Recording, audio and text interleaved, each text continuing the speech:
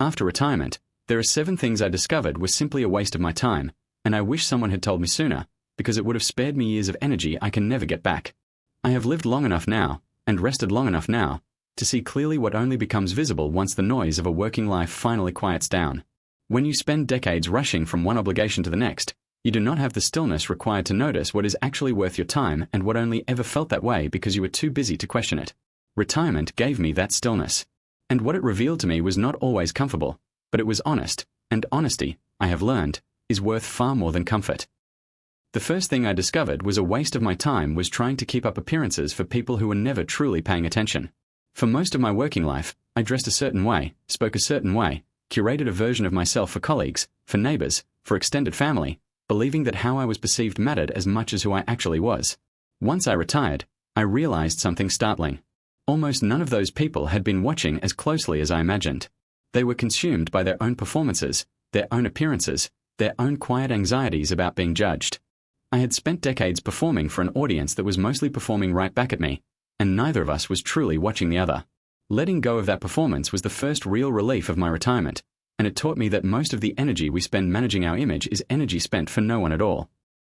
The second thing I learned was a waste of my time was maintaining friendships that had quietly become one-sided long before I admitted it to myself. During my working years, I was too busy to notice how much effort I was putting into relationships that gave very little back. I was the one who called. I was the one who remembered birthdays, who organized visits, who reached out first after every silence. Retirement gave me the time to finally see the pattern clearly, and once I saw it, I could not unsee it. I stopped chasing those particular connections, not out of anger, but out of simple recognition that friendship should not require one person to carry the entire weight of it. Some of those relationships faded quietly once I stopped initiating everything, and their fading told me everything I needed to know about how much substance had actually been there to begin with. The third thing I discovered was a waste of my time was arguing with people who had no intention of ever changing their minds. For years I believed that a good argument, backed by facts and delivered with patience, could eventually shift even the most stubborn person's perspective. Retirement taught me otherwise. I watched the same disagreements play out at family gatherings year after year, the same opinions repeated with the same intensity regardless of what evidence was placed in front of them. I finally understood that some people are not looking for truth in a conversation. They are looking for agreement, or for a stage, or simply for the comfort of hearing their own convictions echoed back to them. Once I accepted this, I stopped investing energy into debates I could never win, not because I lacked the argument, but because winning was never actually possible in a conversation where the other person was not truly listening. The fourth thing I learned was a waste of my time was holding on to physical clutter out of guilt rather than genuine attachment. For decades I kept things, gifts I never used, furniture I never liked, clothes that no longer fit either my body or my life, simply because getting rid of them felt like a small betrayal of whoever gave them to me or whatever version of myself once wanted them. Retirement gave me the time to finally sort through decades of accumulated obligation disguised as belongings. And once I began letting go, I understood something important. An object does not honor the person who gave it to you simply by sitting untouched in a closet. It only takes up space, physical and mental, that could otherwise belong to something you actually value. Clearing that clutter felt like clearing years of quiet, low-grade guilt I had been carrying without even realizing it. The fifth thing I discovered was a waste of my time was worrying about decisions other adults in my life were making with their own money, their own careers, their own relationships. During my working years, I involved myself deeply in the choices of my adult children, my siblings, even close friends, believing that my concern was a form of love. Retirement, and the stillness it brought, eventually showed me that most of that worry changed nothing except my own peace of mind. The people I worried about made their choices regardless of my opinion, as they had every right to do, and my anxiety on their behalf accomplished nothing beyond exhausting me. Letting go of that worry did not mean I stopped caring. It simply meant I stopped believing that caring required constant, active concern over decisions that were never mine to make. The sixth thing I learned was a waste of my time was consuming news and commentary designed purely to provoke rather than inform.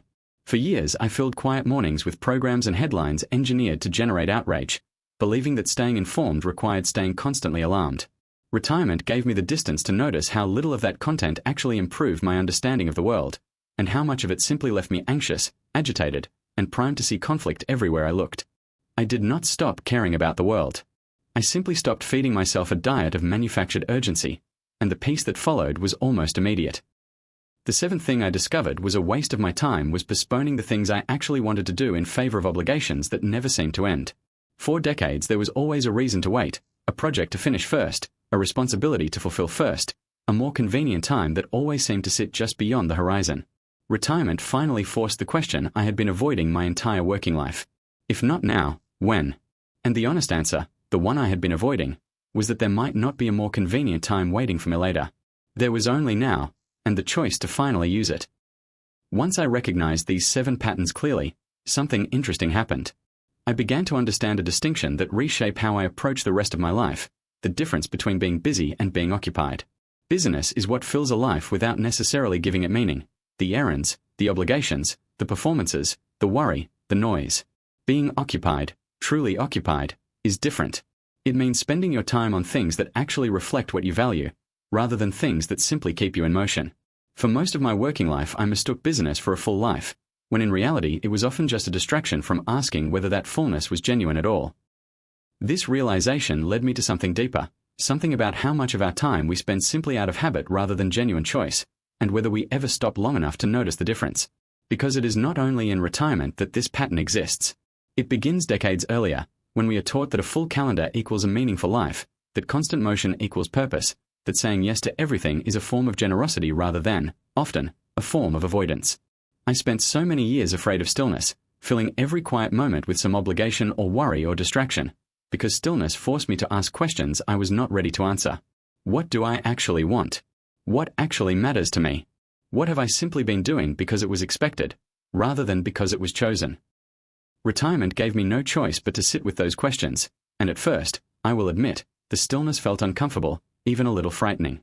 I did not know what to do with hours that were not dictated by an employer or an obligation or someone else's expectations. But slowly, that discomfort turned into something else, a kind of clarity I had never experienced during my working years. I began to notice which activities genuinely brought me energy, and which ones simply drained me under the guise of productivity. I began to notice which relationships genuinely nourished me and which ones simply continued out of decades-old inertia. And once I noticed these differences clearly, I found I no longer had the patience to spend my remaining years on the things that did not matter, simply because I had always spent time on them before. I want to be honest about something. Recognizing these 7 wastes of time did not happen all at once, and it did not happen without some discomfort along the way. Letting go of one-sided friendships meant sitting with a kind of quiet grief for what those relationships once were, or what I once believed they were. Releasing the habit of worrying over other people's decisions meant confronting my own need to feel needed, a need that had quietly shaped much of how I related to my family for decades. None of this was instant, but all of it was worth it, because what replaced these wasted efforts was something I had not expected to find so late in life, a genuine sense of spaciousness, room to breathe, room to choose, room to simply exist without the constant hum of obligation running underneath everything I did. If you are approaching retirement, or if you are already there and recognizing some of these same patterns in your own life, I want to offer you this. You do not have to wait for every year of your working life to end before you begin questioning where your time and energy actually go. You can begin now, wherever you are, by simply asking which of these 7 patterns feels familiar to you, and by giving yourself permission to let even one of them go. It will not fix everything overnight, but it will begin to open a small space of clarity, and that space, once opened, tends to grow on its own. So if I could leave you with anything from everything I have learned in these retirement years, it would be this. Your time, especially now, is not owed to appearances, to one-sided relationships, to arguments you cannot win, to clutter you no longer need, to worry that changes nothing, to outrage that serves no one, or to obligations that always seem to postpone the life you actually want to live. Your time is finally, truly your own, and recognizing that, even decades later than you might have liked, is never too late. Thank you for spending this time with me today. If any of these 7 realizations resonated with you, I hope you carry them forward, wherever you are in your own journey. This has been Eternal Flame Wisdom, and until next time, protect your time, honor your peace, and take good care of yourself.